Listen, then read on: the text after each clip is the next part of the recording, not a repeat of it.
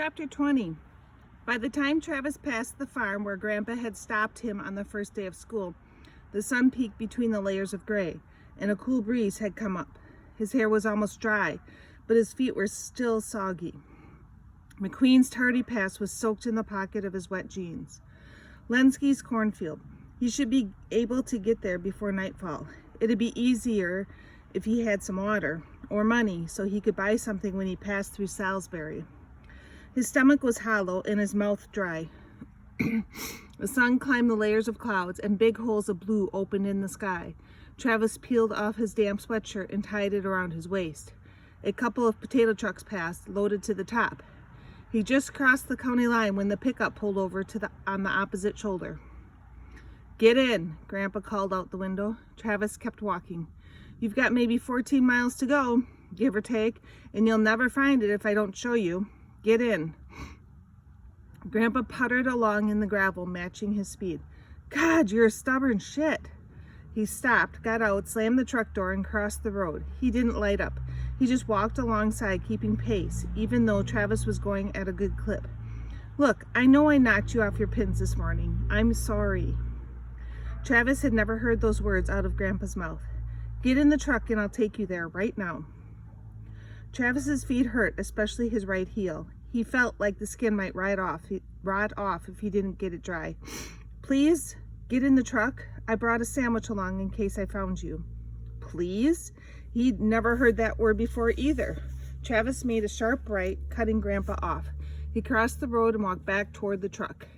The lighter flicked behind him as Grandpa lit up. Travis got in the truck, took off his shoes, and peeled off his wet socks. The muscles in his legs twitched and quivered.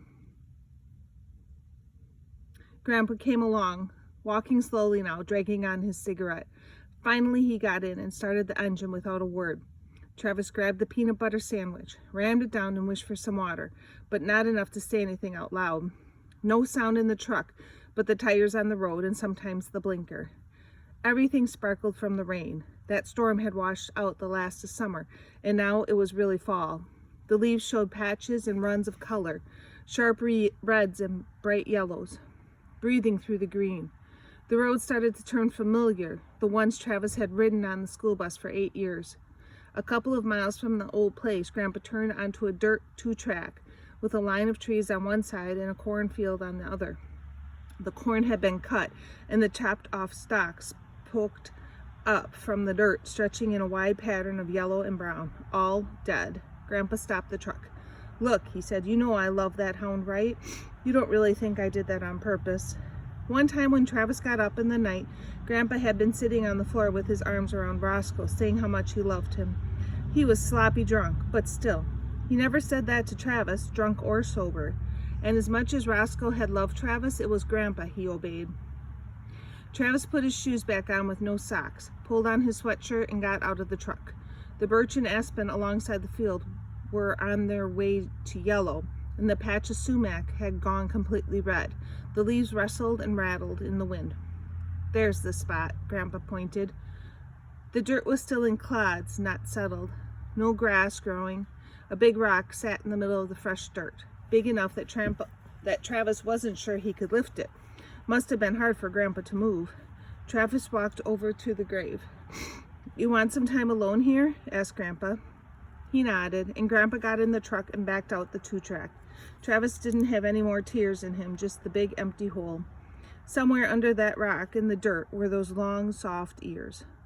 Travis used to put them across his face, the way Velveeta did with her scarves.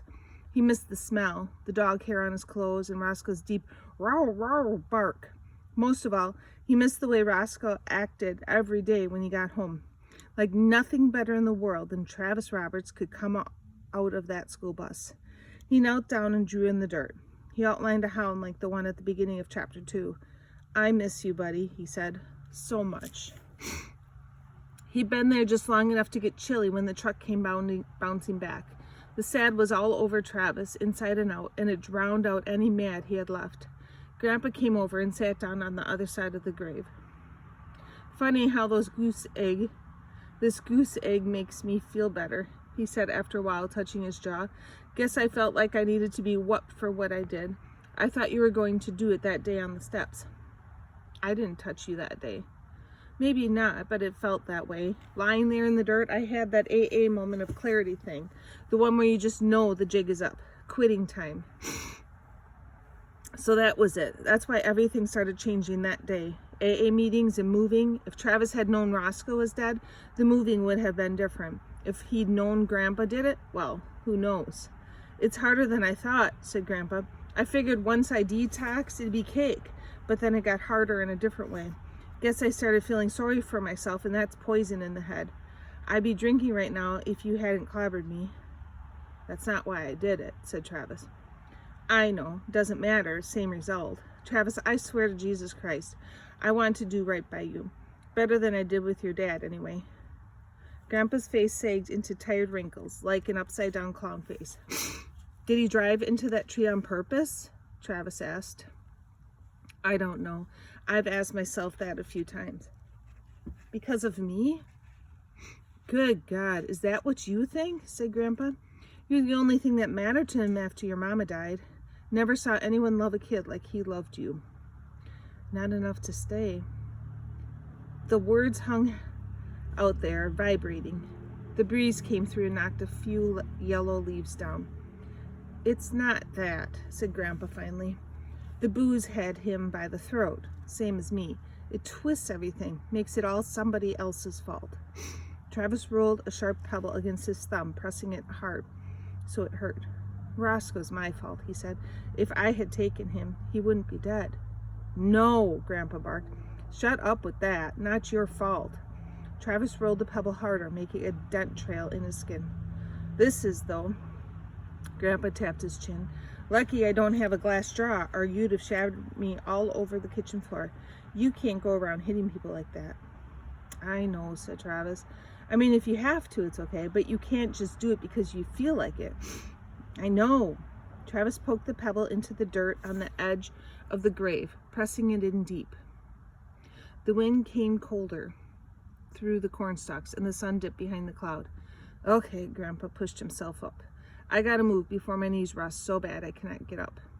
Travis waited until Grandpa was in the truck with the door closed. He ran his palm across the grave, smoothing over the hound drawing in the pebble hole. Then he stood and walked back to the truck. He hunched against the wind, his hands jammed in his pockets.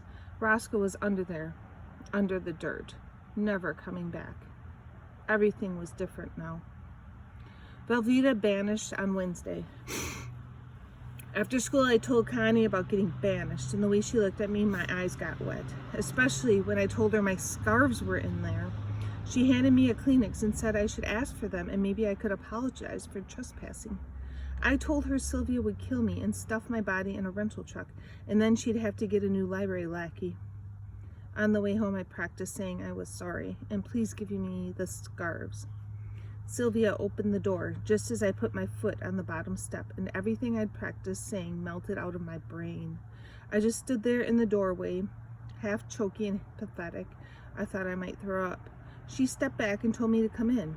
I didn't want to, but I wanted the scarves. We stood there toe-to-toe in your kitchen, and she started slugging lawyer questions at me like we were in a courtroom, only there wasn't anyone on my side to object. Her. What did you have to do with my father? Me. He kind of watched out for me. Her. He was your babysitter? Me. Nobody paid him. Her. Did you know he had a daughter? Me. Yes. Her. What did he say about me? Me. That he was a bad dad and you won't forgive him for it? Her. He said that?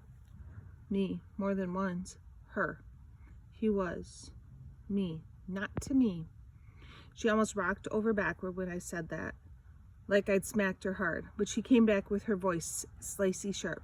Her. I think you should go now. Where did you live? Me. Next to her. I came here sometimes because I miss him. She leaned against the walls, then staring at me. I stared back. I figured it was a stare down. I'm good at that. I stared and she stared, and neither of us blinked for a long time. Her. What is it you want from me? Me. Well, I want the scarves. He gave them to me. They're mine. Her. Why would he give you my mother's scarves? I stared at her without any words, like I was Travis. She turned her back on me and looked out the window, like I wasn't worth beating in a stare down. Her. Go home. Me. What about the scarves? Her. He didn't put anything in writing. You could be lying for all I know. Me. But I'm not. He was right when he said you've got a mean streak. Her. Get out of here before I call the cops.